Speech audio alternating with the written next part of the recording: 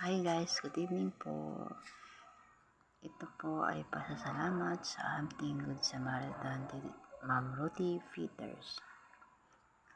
Tita, marami po salamat sa tulong. Lagi po kayong nandyan sa amin. Alam ko, favorite niyo po yung kantang Dukha. Susubukan ko pong kantahin.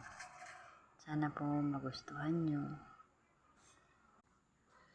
Ako ay isang anak mahirap.